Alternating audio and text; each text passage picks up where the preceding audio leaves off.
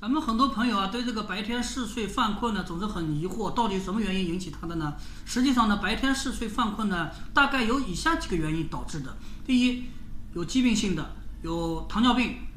慢阻肺、甲状腺机能减退、发作性睡病，还有一个就是叫做睡眠剥夺。什么叫睡眠剥夺？睡眠剥夺就是通俗讲，就是说你这个人爱熬夜，熬夜嘛又要早起，你的睡眠总时间变短了。这个短了嘛，你当然很困了。还有一个最重要的原因，咱们今天就要说到，就是打呼噜、呼吸暂停。打呼噜、呼吸暂停为什么会引起白天嗜睡呢？因为你这个人的正常睡眠结构是由浅睡眠进入深睡眠的阶段，但是呢，你正要进入深睡眠的时候，你发生呼吸暂停了。发生呼吸暂停的时候，这个时候人体整个处于缺氧状态下，你的器官、你的大脑各方面你处于缺氧状态下，然后呢，你二氧化碳又吐不出来，氧气进不来，二氧化碳吐不出来呢，在体内不断的积聚，导致我们体内的酸性毒键越来越高，酸中毒了。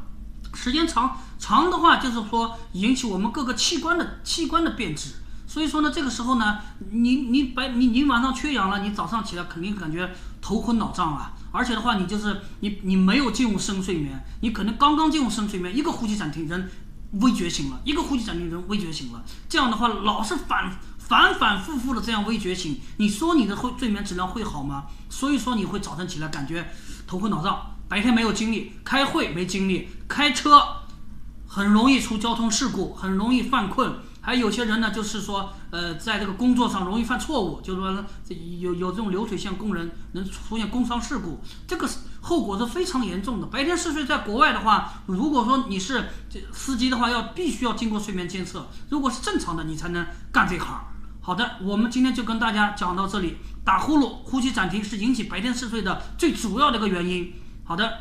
大家可以关注我们的微信公众平台宁波呼吸机。如果您恰好就在宁波的话，也可以来我们的办公室，